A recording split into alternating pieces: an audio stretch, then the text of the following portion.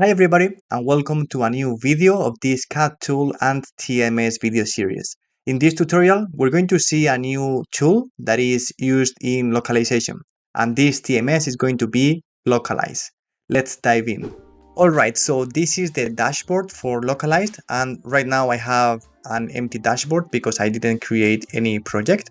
We're going to create a new project and we're going to see all of the details. So we can click on Get Started. And in this tutorial, we're going to process a JSON file. So we're going to specify web and mobile. We're going to give it a name. So for example, let's say tutorial eng for engineering. And then we're going to specify the base language, which is the source language. It's going to be English EN. And we can specify the target language. Let's just say, for example, Spanish Spain, so ESES. We're going to create just a basic project, one source language and just one target language, and we can click on Create Project. Now in here, we're going to see a few tabs, and we're going to work on some of these tabs during these videos for this TMS. Now, the important thing here is that we are going to first upload the JSON file. However, before uploading the file, we're going to see the settings. All right, so if we click on this upload tab, we're going to see that this is the place where we would upload the JSON file, and these are the settings that we have. Now, as far as I know, and as far as I have tested this tool, there is some limitations when it comes to processing JSON files depending on the file as such. All right, so if it's a basic file, then you wouldn't have any issues. But we're going to work with this JSON file that you might be familiar with if you have followed the previous videos of this series. All right, so in this JSON file, we have a few things. So for example, we have some placeholders, which is some embedded content that needs to be protected. Okay, so this student is a placeholder encapsulated in curly brackets. We also have some others here like course title or field, and some others down here, right? So instructor name, for example. This placeholder protection can be done with Lokalise with no issues. Okay, we just need to use an app or a plugin that we will see later on. However, this JSON file, it's a bit more complex. All right, so in here for the metadata and then the code itself, we have the code key and the value is enrollment underscore 001. This is a value that is not going to be translated, all right? And the same happens for type. We have enrollment underscore notification, and this should actually be excluded from translation. The same happens down here, so meta code type. As you can see, the structure is the very same. And we have another value, but again, these values are not going to be included for translation. And the same down here and down here. So as far as I know, and if you know any way of doing this, you can just leave a comment below the video. There is no way to actually exclude a specific key or specific keys from a JSON file. All right, so what we need to do is to pre-process this file, and we're going to then convert the full value into a placeholder. Okay, we're going to use regular expressions for this, and we're going to do this all together here in this video.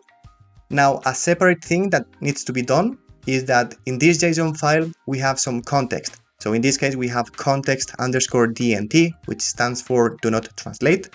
And we have this string, notification sent to a student when enrolling in a course. This sentence or this string should not be translated, all right? It's just a context DNT key, which means that it should only be used for context for the linguist, all right? So here we have this key value pair, but down here we also have another context DNT. Down here we have another one, and finally we have another one. So if we process the JSON file with the filter as it is, okay, with these settings and just uploading the JSON file, we're going to include those context strings for translation. Okay, again, we don't have any settings here in Lokalise in order to specify just a context key and the context value. So we're going to do a similar thing. We're going to pre-process the JSON file with some replacements using regular expressions, and then we're going to block or protect the whole value as a placeholder. Okay, again, we're going to see this all together. Now, what we are going to do is the following. So first off, we are going to specify with regular expressions that we want the code and the type, so these values, to be excluded. And in order to do so, we're going to actually convert this full value into a placeholder type. The placeholder type in this case is encapsulated in curly brackets. Okay, and let me just actually go to the project itself, and what we're going to do is to use an app. Okay, an app in Lokalise is basically a plugin. So if we click on apps in here for this project, we're going to see a list of all the apps, and a good thing with Lokalise is that it has a lot of integrations with some other systems. Okay, so if you are using Lokalise in your company, or if you are using Lokalise on your own job and you need to use integrations with other systems, you can always play around or check the apps from here. The app that we're going to use is called Custom Placeholders. So in here for the search box, you can just type place and it will pop up here. We can click on this one, Custom Placeholders. Here you are going to see an explanation and you need to click on install. Okay, so once we click on install, we're going to get this window.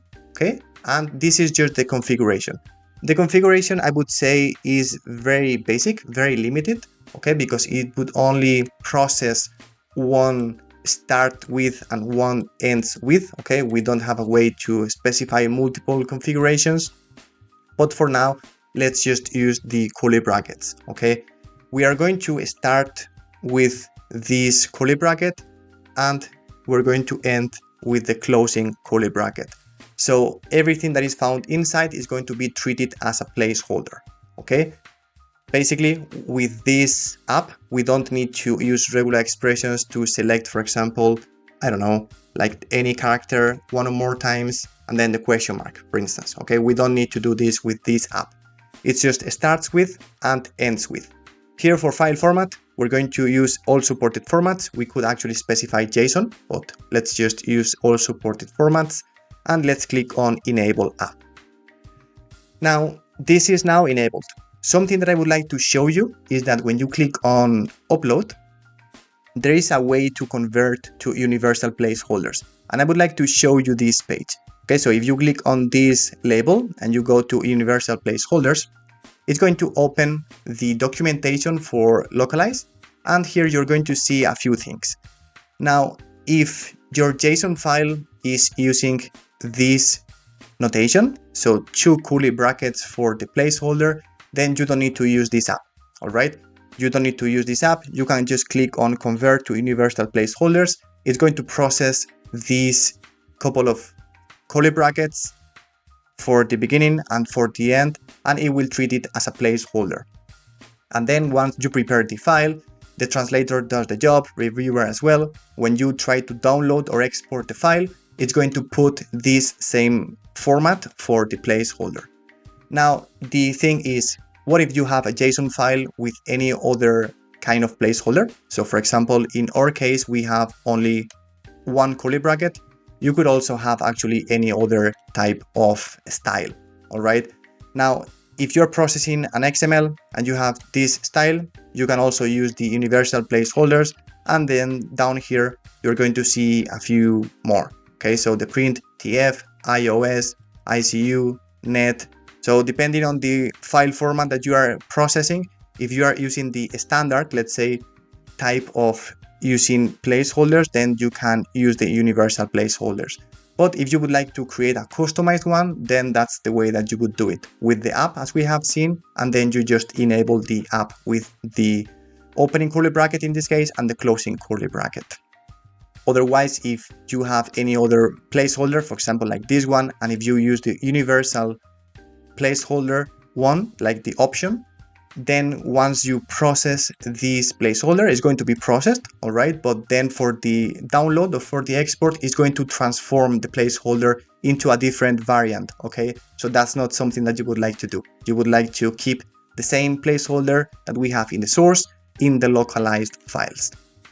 Okay, so that's just an explanation of the convert to universal placeholders. We're not going to use it here because we are using the app itself. Now we're going to again come back to it and transform these values only for code and type into a placeholder like this one. Okay, but then after processing the file, after translating and after exporting the localized file, we would like obviously to revert this placeholder back into the original format, into what we have right now.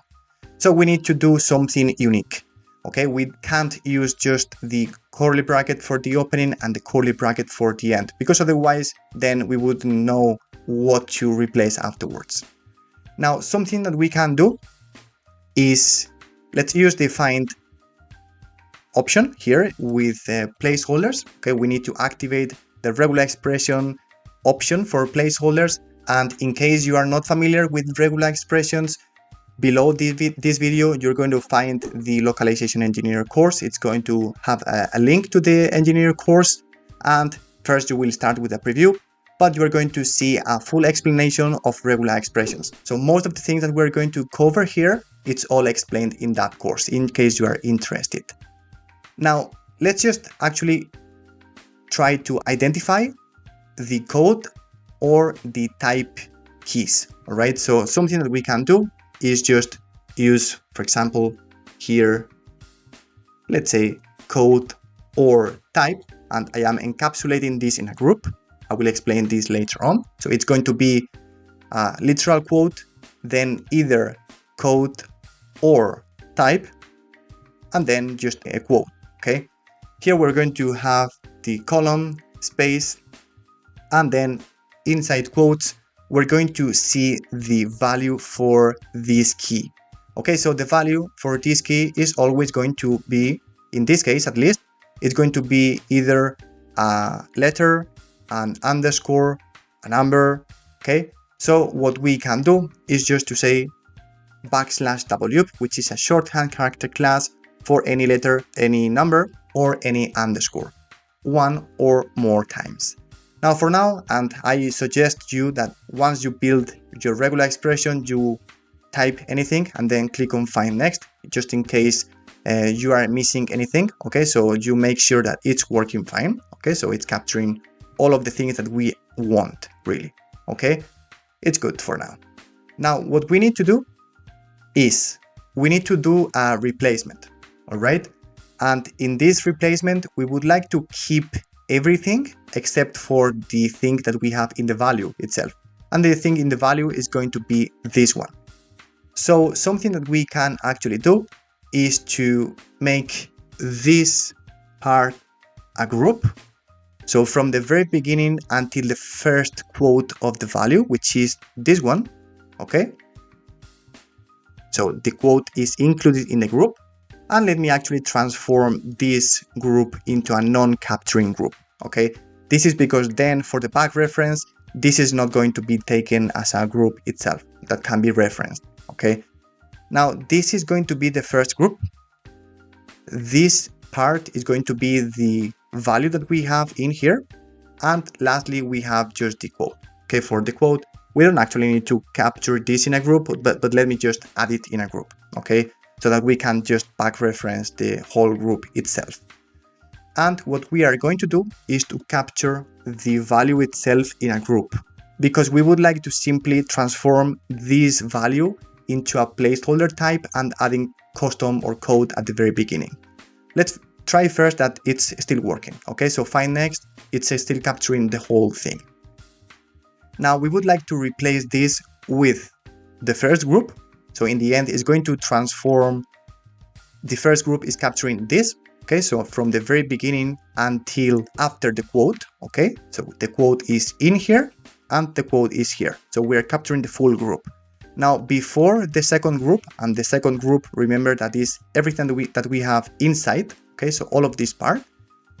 Before this group, we're going to add the placeholder type.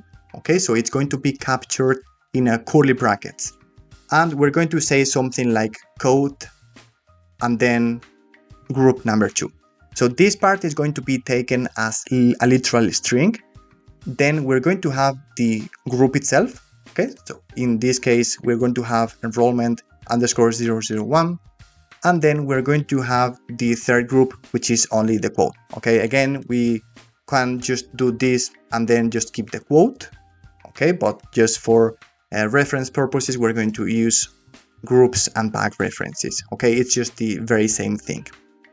Now let's try to see, well, actually after the second group, so after the end of the value itself, we would like to close the placeholder. Okay, so after the \2, we're going to close this placeholder that is started in here. Okay, so what we're going to do again is just to click on find next. And now we're going to do a replace.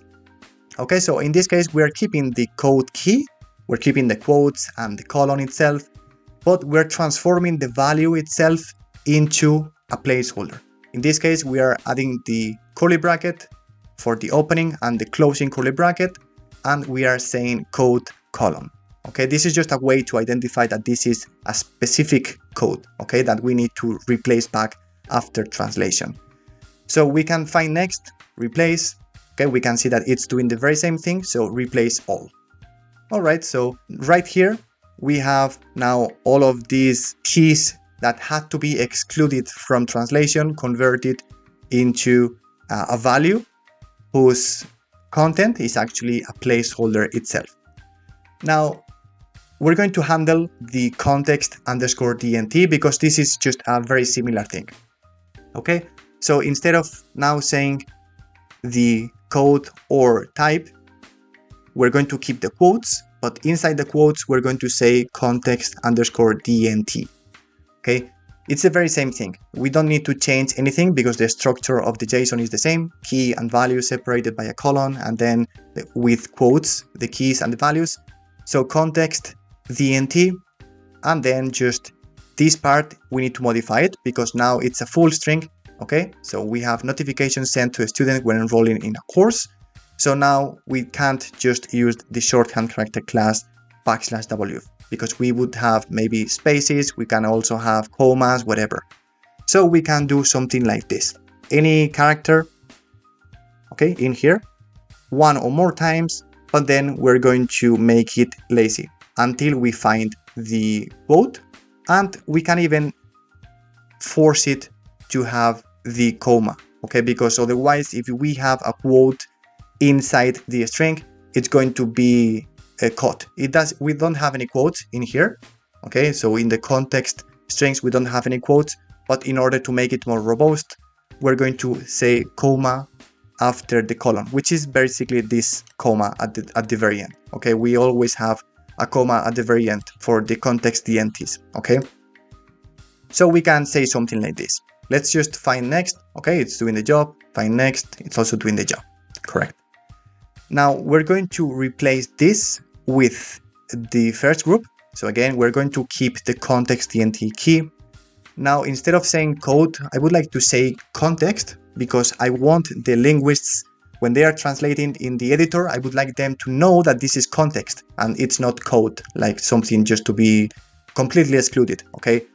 It needs to be context, but you can say anything else, okay? It's just for reference. Then we're going to keep the content itself, so of the second group, which is this one. Then we're going to finish or close the curly bracket, and then we're going to have the third group, which is the quote and the colon.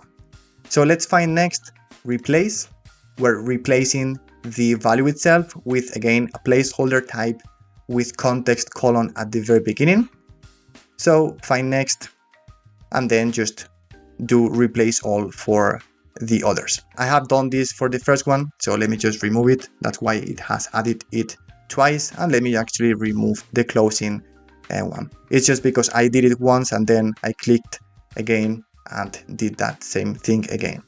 Okay, so right now we have the context, which is now protected, well, at least transformed in the pre-processing. We have the code, another context, we have the code, context, code, context here, and then just the last code, sorry. So we can save this file.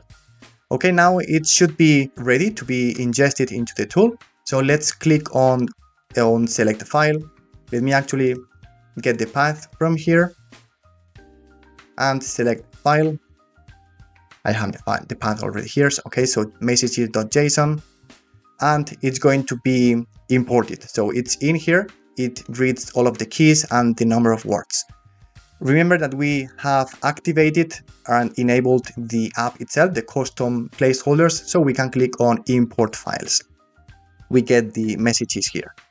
Now, something that is very important for Lokalise and that is different in other tools that we have seen, for example, in Phrase or in MemoQ, is that when we work with Lokalise, okay, when we work with Lokalise, there is something that needs to be taken into account. So, although we import a file, in here in the editor, we're going to see a list of keys. So if you import multiple files, you're going to see all of the keys in here. It's not going to be separated between files themselves, although you can see them here, all right? You can always see the source file. But you are going to see in the editor a list of the keys and the corresponding values, okay? So now something that we're going to do is the following. So down here, we're going to see the text itself. And well, for the code, it has processed this correctly. So right now we have the code that has been protected. Okay, it is just in here. So we have the code itself. Now we have this code in here. So although we were not able to specify a key to be excluded, we were able to pre-process this value and then transform it into a placeholder. Now, what we can see is that the full thing, the full value itself has been protected. Okay, so if we click here, you're going to see that this is a full placeholder. Okay, you can always modify it, but then it's supposed to be not to be modified. That's why we have a tag here. Okay, so the linguist is supposed to leave this code as it is. Okay, just copy to the source. The same happens here for code course LE001. Then instructor name, this is not taken from any code. This is just the instructor name from this part. However, for the context itself, you can see that if you click in here, okay, we have only protected this part. And this part is basically that it's protecting just the context here, okay? Now, something that is quite notorious is that when we set up the app itself, we selected that we wanted the opening curly bracket and the closing curly bracket. So anything that is inside is supposed to be a placeholder, but as we can see here, this is context, and you can click on it and see that this part and this part has been locked. The thing here is that just the percentage and the S has been transformed into a placeholder, because this in the end is saying that it's a placeholder itself. But again, you can modify it. Okay, so that's something that might need to be looked into, maybe by Lokalise, or just as a tip, as an opinion, okay, from an user. Okay, even when we have a full placeholder that is actually protected, there is a way to modify it. Okay, so I don't know if there is a setting that I am missing. So again, if you know this setting to fully protect the part itself so that it cannot be modified, just let me know, because I would like to know it. But for the context itself, as we can see, we have a number 1 here, and the context is just beginning. Okay, so before this, we don't have anything. Okay, but the full context, and that's the important thing, the full context that we have protected is now encapsulated in square brackets in here in the editor. So this is like a way to say the linguists that we shouldn't actually modify the context. Okay, it's the best way that I have found for Lokalise, for this tool. Again, if you know any other way of processing this type of context keys, just let me know, because I would love to know it. We can just specify in the app what is the start and what is the end. We can't use a full thing, for example, saying something like this, like curly bracket, and then something like this. Okay, find next, find next, find next. Okay, and in here, I missed it. Okay, in here. There's no way in Lokalise, as far as I know, to specify the full thing. Okay, so all we can do is just to specify the beginning and the end.